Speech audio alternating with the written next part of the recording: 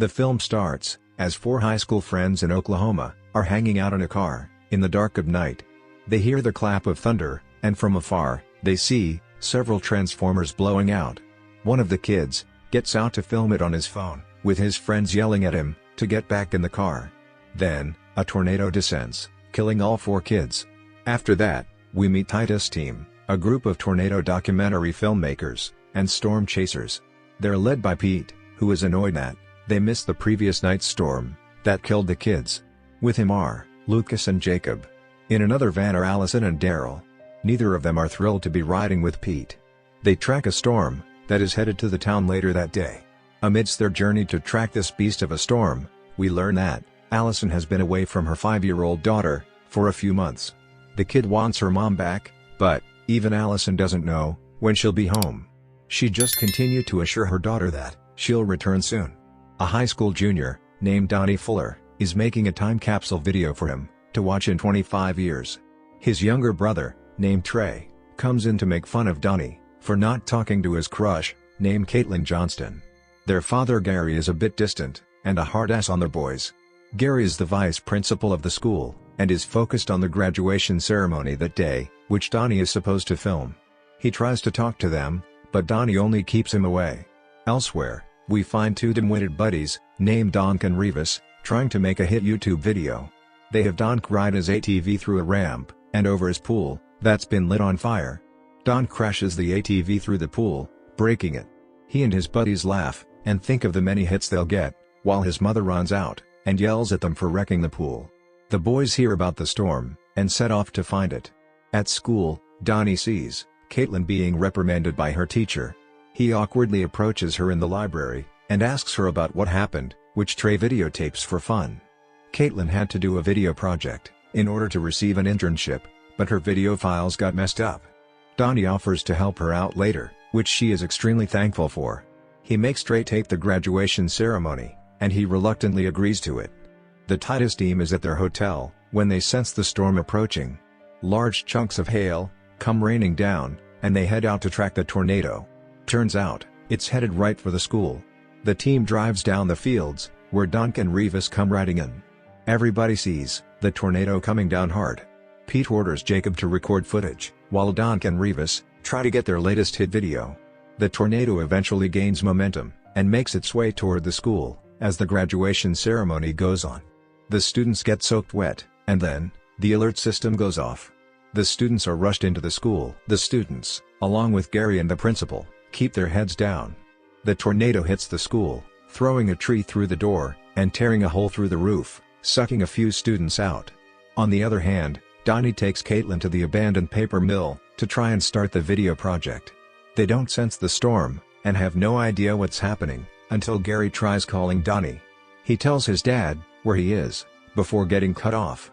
The storm hits the paper mill, causing it to collapse around Donnie and Caitlin. Gary takes Trey to go find Donnie. They come across the storm chasers downtown as the tornado hits there as well. The area gets wrecked, with Gary and Trey nearly getting killed.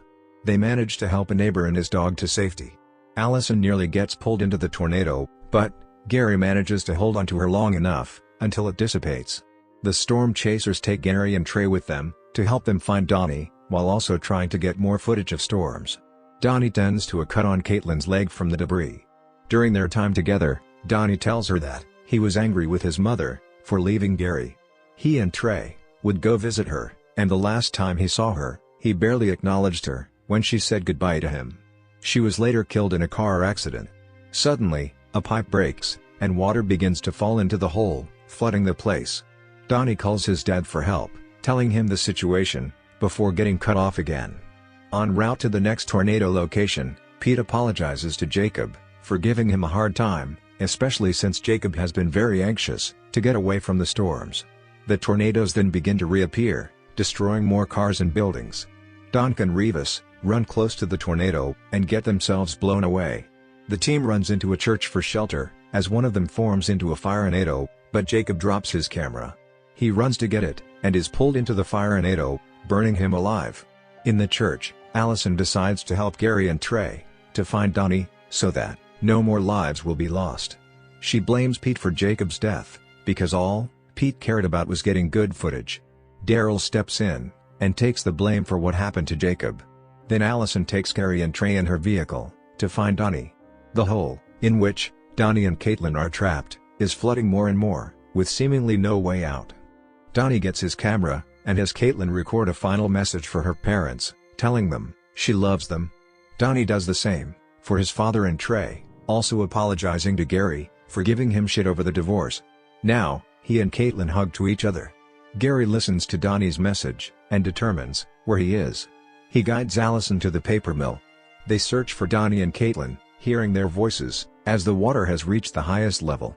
The kids are trapped under a beam, which is too heavy for Gary, Allison, and Trey to push. Trey gets in the van and rams into it, pushing the beam off, but also causing something to fall on Donnie's leg. Gary pulls Caitlin out and jumps in the water for Donnie. He takes Trey's knife and cuts Donnie loose. The boy is not breathing. Gary performs CPR on Donnie until he coughs and wakes up. Gary hugs his son, and everyone runs back into the vehicle. Allison learns that a larger and even more powerful tornado is coming. What's worse is that the warning systems are down. They run to the school to get everybody out of there and onto buses to evacuate, as the storm will run past it and flatten the school in seconds. The students and faculty are put on the buses and safely taken out. However, when Gary and company try to escape, a power line falls on the road, blocking their path. They turn back to find another way out. Pete, Lucas, and Daryl rejoin them, and the remaining survivors take refuge in a storm drain. As the tornado comes in, the wind nearly pulls the grate off the walls. Pete drives his vehicle down there, using an anchoring system to hold himself down, and also keep the grate on.